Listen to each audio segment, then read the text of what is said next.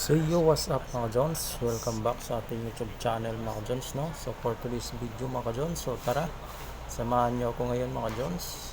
Tutroubleshoot natin tong Mechoke chiller mga Jones. So ang nangyari dyan mga Jones ay nagtitrip yung breaker nya. So sinubukan ko muna mga Jones tanggalin yung terminal ng pan motor nya mga Jones. Tapos inopen ko yung breaker ay hindi na siya hindi siya nagtitrip. So yan gumagana na siya. So ibig sabihin yan mga Jones ay yung may problema dyan mga Jones ay yung connection ng pan motor. So yun yung gagawin natin ngayon mga Jones. So tara.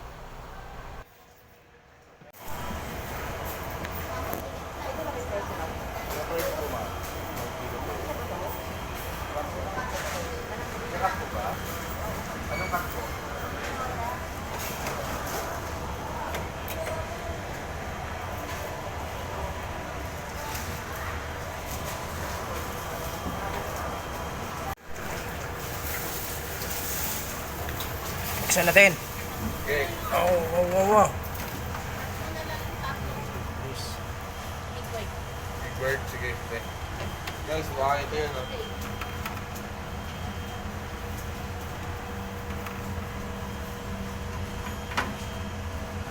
Yung grounded ito po. Yung pinalitan pa na nakaraan, no?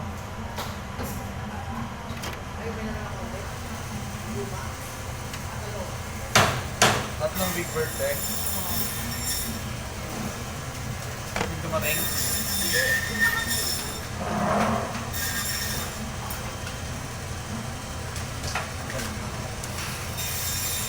Out mo na, ano?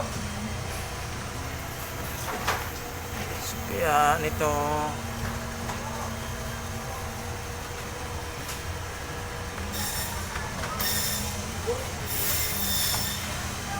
mapana.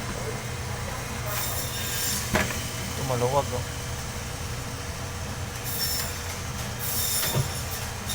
Bukan natin yan.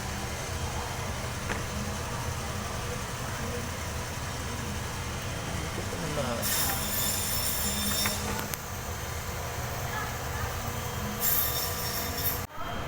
Natin i-on yung yung breaker.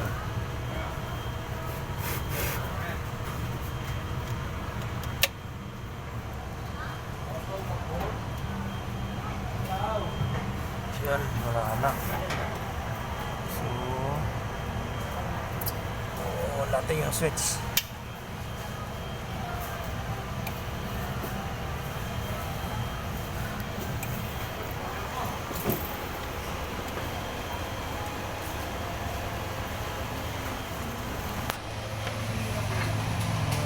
Spark.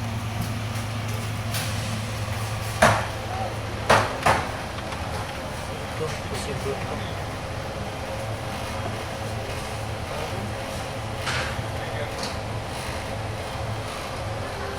Kailangan natin itong katayuin ito.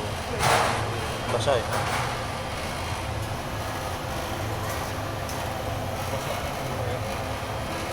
Basa ito.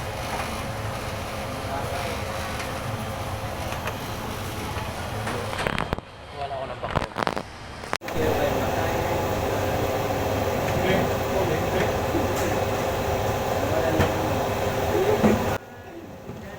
So yun mga ka-Jones, sa wakas mga ka-Jones ay nakita na rin talaga natin yung yung bakit nag-trip yung breaker ng yung control ng Mechoke chiller mga ka-Jones.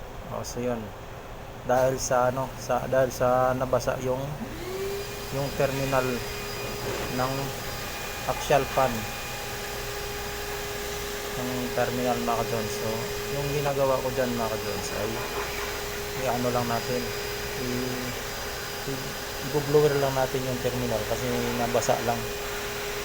So kaya siya pag noon mo siya sa breaker mga Jones ay nag-trip siya agad. So may kinuhaan ko rin siya kanina ng yung continuity.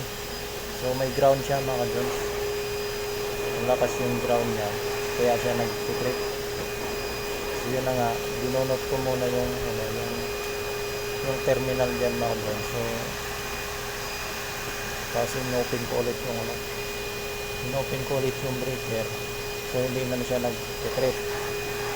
So yan lang po yung problema mga John. So yung ginagawa natin, i-blower lang natin dyan para para matuyo lang yung basa niya. Kasi nabasa lang mga John.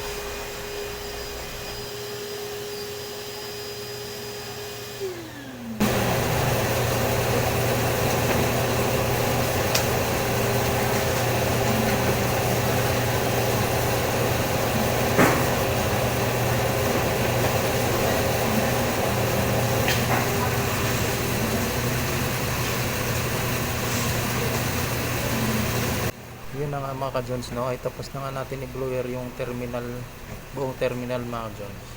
So yung gagawin naman natin ngayon, ikabit na natin. So dahil sa nahirapan ako dyan mga ka-Jones, ay pumasok na ako dyan sa chiller mga Jones.